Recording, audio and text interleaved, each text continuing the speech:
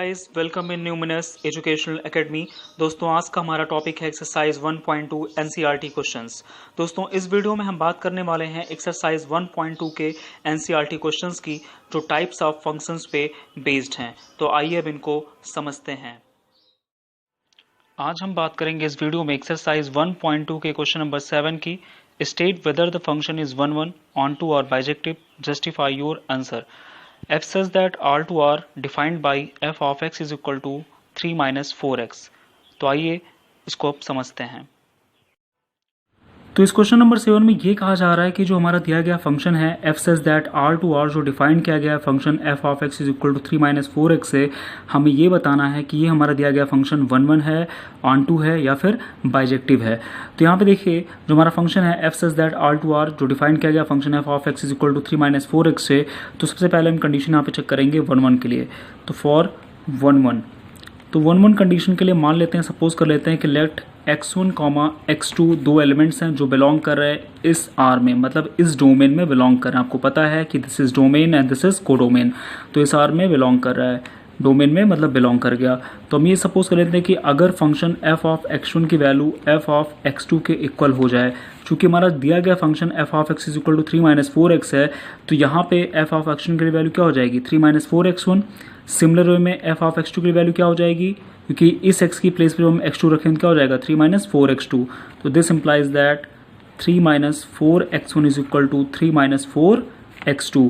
अब ये क्या हो जाएगा, 3 दोनों तरफ कैंसिल आउट हो जाएगा, तो माइनस 4x1 बराबर minus 4x2, 4 minus 4 cancel out, तो दिस इंप्लाइज दैट x1 बराबर x2।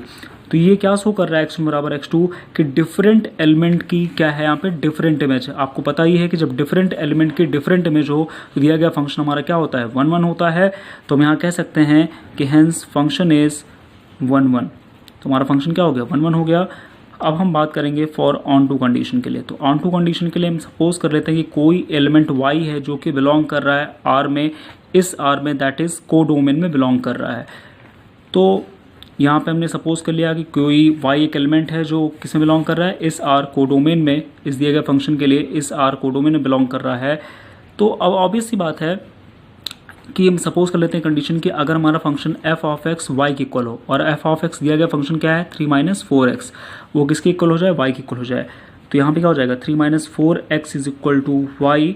तो आपको पता ही है कि जब हम ऑन टू कंडीशन लेते हैं तो हम क्या करते हैं कि हम कोई भी एक एलिमेंट y लेते हैं और उसको कोडोमेन में बिलोंग कराते हैं और x की वैल्यू फाइंड करते हैं। अगर x की वैल्यू इस दिए गए डोमेन में बिलोंग कर जाए तो हमारा फंक्शन क्या होगा ऑन टू होगा, अगर ऐसा नहीं है तो ऑन टू नहीं होगा।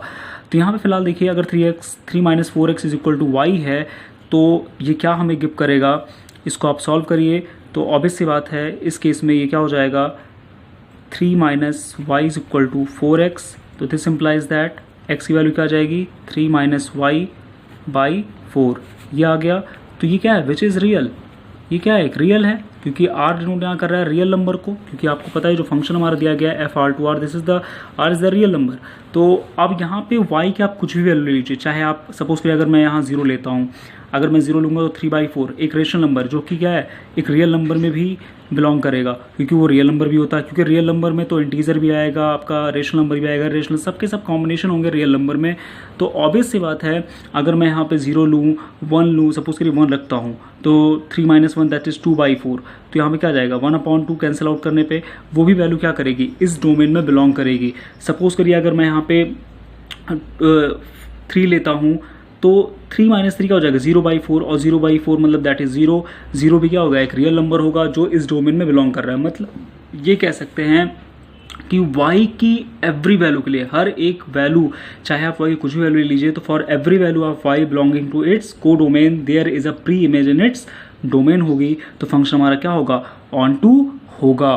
तो इस केस में हम यहाँ पे कह सकते हैं कि जो x is equal to 3 minus y by 4 आया है, 3 माइनस वाई अपॉन 4, जो कि एक रियल है, मतलब कह सकते हैं ये किस में बिलोंग कर रहा है इस डोमेन में बिलोंग कर रहा है।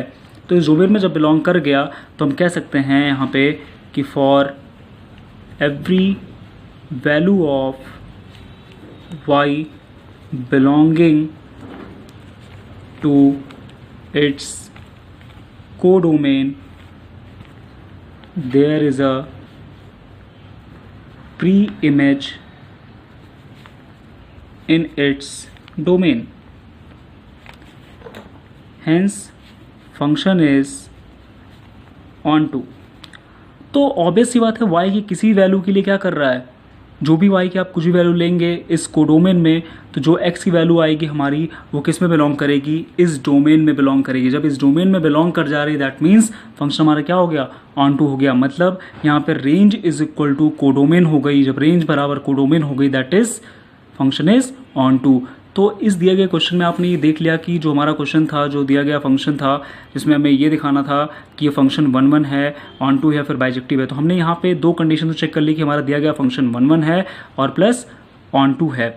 लेकिन आपको पता है कि किसी दिए गए क्वेश्चन की जब हम बात करते हैं, अगर हमारा कोई दिया गया फंक्शन 1 1 भी है और ऑन टू भी है तो दिया गया फंक्शन हमारा क्या होता है, बाइजेक्टिव फंक्शन होता है. आपको मालूम है, इस बात को रिमेंबर रखिएगा हमेशा. अगर कोई दिया गया फंक्शन 1 1 भी है और ऑन टू भी है तो हमारा फंक्शन क्या होगा, बाइजेक्टिव फंक्शन होगा. क्योंकि ये हमारा दिया गया जो फंक्शन है ये क्या है, 1 1 भी है और ऑन टू भी है. क्योंकि आपने 1 1 की कंडीशन देखी, 1 1 प्रूफ हो गया और ऑन टू भी प्रूफ हो गया. तो इसलिए हम कह सकते हैं कि हमारा जो दिया गया फंक्शन है, डिफाइंड जो फंक्शन है f(x) = 3 - 4x है, ये बाइजेक्टिव फंक्शन भी है. क्योंकि हम यहाँ रीजन कह सकते हैं कि सिंस फंक्शन इज